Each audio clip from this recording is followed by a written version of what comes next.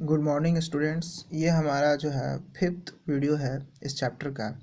और इस चैप्टर में अब जो टॉपिक आ रहा है द एज ऑफ रिवॉल्यूशन, और इसका जो ड्यूरेशन है, टाइमिंग है, वो 1830 से 1848 तक है। ये जो 18 साल हैं, इन 18 सालों में बहुत सारी ऐसी बातें हुई हैं जिनका बहुत ज़्यादा असर रहा है। और ये जो टाइम है, ये जो रिवॉल्यूशन का टाइम है, जिसमें हर जगह पूरे यूरोप में कह सकते हैं रिवॉल्यूशन ही रिवॉल्यूशन होते चले गए, बारी बारी से हर जगह, हर राज्य, हर देश ने इस तरह का कुछ किया। लेकिन जो ये शुरुआत है रिवॉल्यूशन का, जो स्टार्टिंग है, वो बहुत दो दो बहुत खास रिवॉल्यूशन से स्टार्ट होता है। जिसमें पहला है हमारा जुलाई रिवॉल्यूशन, जो कि 1830 में हुआ था। और दूसरा हमारा जो है वो है ग्रीक रिवॉल्यूशन, जो 1821 से स्टार्ट हो गया था, लेकिन आगे लंबे टाइम तक वो चला। इसके बाद जो है ग्रीक अपने आप को एक इंडिपेंडेंट कंट्री बना सका। हालांकि आगे हम देखेंगे तो ब्रुसेल्स यानी बेल्जियम, ये इस तरह से बहुत सारे देशों ने अपने आप को फ्री करा लिया। तो देखते हैं जरा कि जुलाई रिवॉल्यूशन, क्योंकि बड़ा खास सा टॉपिक है। तो जुलाई रिवॉल्यूशन क्या है? तो जुलाई रिवॉल्यूशन, जैसा कि हमने अभी पढ़ा कि बॉर्बन फैमिली, बॉर्बन की जो डायनेस्टी थी, उसको फिर से रिस्टोर कर दिया गया था। हमारे जो कंजर्वेटिव लोग थे, उन लोगों ने जो है इस चीज़ को मान लिया कि जो राजा है उसका तंत्र आएगा, राजा का फिर से सरकार आ गया, क्योंकि नेपोलियन बोनापार्ट अब मर चुका था। तो एक टाइम के बाद चूंकि राजाओं ने बहुत सारे सेंसरशिप लगा दिया था, अभी पिछले वीडियोस में आपने देखा कि फिर से उन्होंने सेंसरशिप लगा दिया। वॉइस जो है अगेंस्ट क्रिटिसिज्म जो है करना अलाउड नहीं था। तो इसके बाद फिर से एक रिवॉल्यूशन का एज आया, जिसमें जो लोग थे उन्होंने कहा कि अब जो है हम बॉर्बन किंग को नहीं मानेंगे, और उसके जो राजतंत्र है, उसका जो राजा बनने का जो सिस्टम है, उसको ख़त्म करेंगे। और 1830 में ये पहली बार हुआ कि Bourbon king was overthrown by the public, कि वहाँ के लोगों ने जो है वहाँ के राजा को हटा दिया। सेकेंड है कि कॉन्स्टिट्यूशनल मोनार्की। उन्होंने कहा कि मोनार्की ठीक है, लेकिन एक कॉन्स्टिट्यूशनल मोनार्की जहाँ सबकी चीज़ें कॉन्स्टिट्यूशन से राजा करे। ऐसा ना हो कि राजा के मन में जो भी मन में आता है वो करे, ये नहीं चलेगा। हाँ, राजा जो है कॉन्स्टिट्यूशन के हिसाब से, संविधान के हिसाब से डिसीजन ले, जिससे लोगों को लगे कि जो डिसीजन है वो सही है या नहीं। यानी कि राजा जो है सिर्फ नाम मात्र का राजा रह गया, उसके डिसीजन जो है वो सभी के सभी कॉन्स्टिट्यूशन से होने लगे। तो उन्होंने मान लिया कि अब हमें चाहिए कॉन्स्टिट्यूशनल मोनार्की। और इस जब जब इसकी बात आई कि ठीक है ये होगा, तो उसमें पहली बार जो किंग बना उसका नाम था लुइस फिलिपेंस। ये पहला राजा था जो कॉन्स्टिट्यूशनल मोनार्की बनने के बाद लोगों द्वारा माना गया कि यही हमारा राजा होगा। अब आपने एक बात सुनी होगी कि ये सब चीज़ें बात जो चल रही हैं वो फ्रांस में चल रही हैं, ये सब चीज़ें चल रही हैं फ्रांस में। तो आपको याद हो ऑस्ट्रिया का एक किंग, आपको याद होगा शायद, ड्यूक मैटरनिक। ड्यूक मैटरनिक ने कहा कि जब फ्रांस छींकता है ना, जब फ्रांस छींकता है तो पता नहीं क्यों बाकी के यूरोप को भी छींक आने लगती है, या बाकी के सारे यूरोप को भी सर्दी हो जाती है। ये एक बड़ा बहुत बड़ा लाइन ड्यूक मैटरनिक ने बोल दिया था, कि इशारा था कि ये जो फ्रांस में बदलाव हुआ है, अब धीरे धीरे पूरे यूरोप में इस तरह का बदलाव होगा। बच्चों, ये एक नंबर में आता है हर बार कि ड्यूक मैटरनिक ने क्या कहा था। तो इसको आप थोड़ा सा देख लें कि duke Metternich says when France sneezes then all Europe catch cold. ये एक लाइन है जो इनका कहा हुआ था, बोर्ड एग्जाम में एक नंबर में आता है कि किसने कहा था। तो ये ऑस्ट्रिया का किंग था, आपको पता ही होगा, अब पिछले वीडियोस में हमने कई बार इसका नाम सुना है। तो इसने ही कहा था कि अगर फ्रांस को छींक आती है तो समझ लीजिए कि धीरे धीरे पूरे यूरोप को जो है सर्दी आ जाती है। तो इसके बाद देखा भी ऐसा ही गया। जुलाई रिवॉल्यूशन के चलते जो है बेल्जियम जो है, जो कि यूनाइटेड किंगडम ऑफ नीदरलैंड, उसका एक वो था, एक कॉलोनी था, वहाँ उसका कब्जा था, उससे आज़ाद हो गया। ब्रुसेल्स में जो है बहुत सारे रिवॉल्यूशन हुए। इसी जुलाई रिवॉल्यूशन के चलते ब्रुसेल्स और बेल्जियम एक इंडिपेंडेंट कंट्री बन गया। अब देखिए फ्रांस की लड़ाई, और फ्रांस के बाद ब्रुसेल्स आज़ाद हो गया, बेल्जियम आज़ाद हो गया। तो ये सब बातें अब कहीं ना कहीं दिखने लगी। तो यही है एक इम्पॉर्टेंट टॉपिक, जुलाई रिवॉल्यूशन। अब जुलाई के बाद हमारा दूसरा जो रिवॉल्यूशन देख रहे हैं हम लोग, ये है हमारा ग्रीक रिवॉल्यूशन। ग्रीस भी बोलते हैं कई लोग, ग्रीस, ग्रीक, तो आप ध्यान ना दें, एक ही बात है।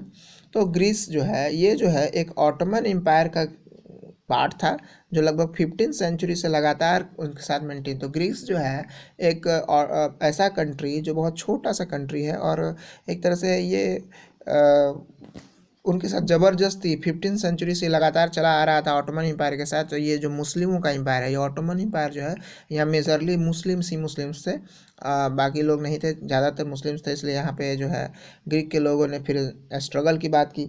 1821 में ग्रीक के लोगों ने जो है वहाँ पे जो है रिवॉल्यूशन स्टार्ट कर दिया, उन्होंने स्ट्रगल करना शुरू कर दिया इंडिपेंडेंट के लिए। और इस रिवॉल्यूशन की खास बात ये थी कि ग्रीक में के ज़्यादातर जो रिवॉल्यूशनरीज थे, ग्रीक में जो ज़्यादातर लोग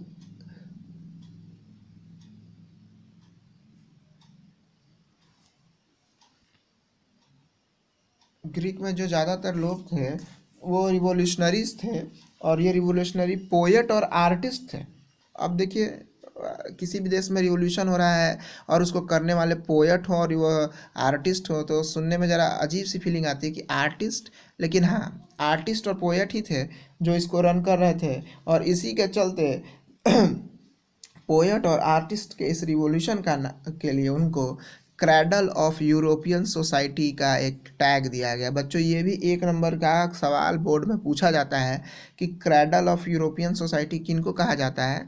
तो ये जो है हमारे जो आर्टिस्ट हैं या हमारे जो पोएट हैं जिन्होंने रिवॉल्यूशन को बहुत आगे तक होल्ड किया, रिवॉल्यूशन को बहुत दूर तक कैरी किया था, इन्हीं लोगों को कहा जाता है क्रैडल ऑफ यूरोपियन सोसाइटी। तो मैंने दो बातें कही, एक ड्यूक मेटरनिक ने क्या कहा था वो, और दूसरा ये दोनों बोर्ड एग्जामिनेशंस में अक्सर देखा जाता है कि आ जाते हैं।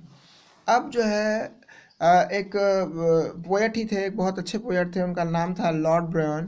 तो लॉर्ड ब्रायन साहब ने जो है एक फंड ऑर्गेनाइज करना शुरू कर दिया। इन्होंने कहा कि लोग जो है पैसे इकट्ठा करें, थोड़ा ही या ज़्यादा ही। तो लॉर्ड ब्रायन साहब ने जो फंड ऑर्गेनाइज किया और उसके बाद जो है वो फंड जो है इस्तेमाल होने वाला था लड़ाई में, एक वार में। लेकिन इसी बीच 1824 में 3 साल के आसपास उनकी मौत हो जाती है, और उनको जो मौत होता है वो हाई फीवर से होता है। अब ये हाई फीवर कैसे याद रखेंगे, तो देखो बच्चों कोरोना जो हमारा चल रहा है इसमें बहुत बार ये भी देखा गया है कि फीवर का भी आना हो जाता है। तो इस फीवर से वो चले गए थे। तो इस कोरोना से जो है हम समझ सकते हैं कि कोरोना में कैसे लोग चले जा रहे हैं अचानक, तो वो भी अचानक ही चले गए थे। इसके बाद जो है लड़ाई कंटिन्यू रही, वो तो चले गए लेकिन रही कंटिन्यू रही, और फाइनली 1832 में 1832 में ग्रीक जो है एक इंडिपेंडेंट स्टेट बना, और ये इंडिपेंडेंट नेशन बना। और ये जो इंडिपेंडेंट नेशन है, अब यही जो है एक ट्रीटी साइन हुई। ये पूछा जाता है कि ग्रीक जो है कैसे बना, तो ग्रीक जो इंडिपेंडेंस बना है उसको हम ट्रीटी ऑफ कॉन्स्टिपोल कहते हैं।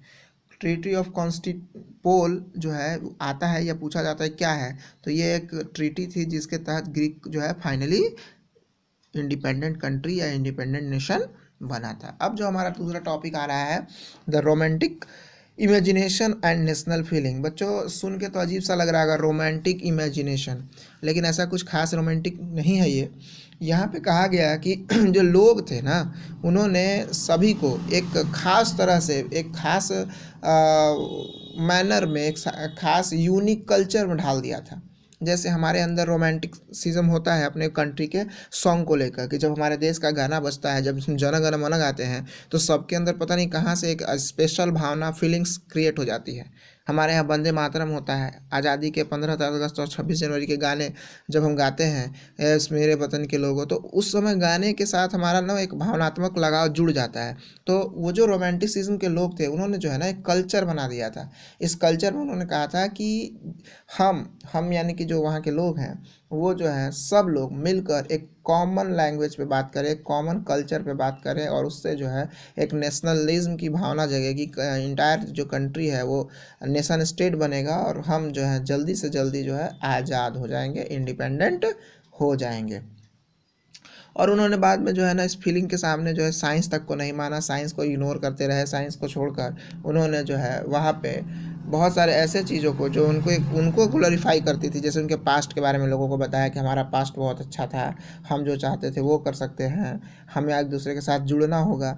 तो इन सब चीज़ों पे ज़्यादा फोकसिंग करना शुरू कर दिया। उसका एक एग्जांपल है पोलैंड, कि पोलैंड जो है अलग अलग था, और पोलैंड में जो है बहुत सारे पार्ट में टूटने के बाद लोगों को पता भी नहीं चल रहा था कि हम जो है यूनाइट हो भी सकते हैं। लेकिन तब जो है एक वहाँ पे जो है व्यक्ति हुए जिन्होंने जो है, जिनका नाम कार्लो कुर्पेंस्की है, इन्होंने जो है ओपेरा बजाकर, डांस करके, म्यूज़िक बनाकर पॉलिश लैंग्वेज को नेशनल सिंबल बनाया। अब पोलैंड के ऊपर जो है आपने पढ़ा है कि रसिया का अधिकार हो गया था, तो रसिया वाले जो है ज़बरदस्ती रसियन लैंग्वेज को वहाँ पे हावी कर रहे थे। तो वहाँ उन्होंने लोगों को कहा कि हम पॉलिश लैंग्वेज में बात करेंगे, और इसका उनको सपोर्ट मिला क्योंकि वहाँ के भी लोगों को बहुत दिक्कत आ रही थी। तो उन्होंने पॉलिश लैंग्वेज को प्रमोट किया, बहुत हद तक प्रमोट किया, और बाद में ऐसी स्थिति आ गई कि वहाँ पॉलिश वर्सेज रसियन लैंग्वेज की एक लड़ाई शुरू हो गई, और लड़ाई के टर्म में बहुत सारे लोग जो हैं इनके तरफ आ गए। तो ये था हमारा आज का वीडियोस। जो अगला वीडियो आएगा उसमें हम इसके आगे की बात को कंप्लीट करेंगे। Thank you.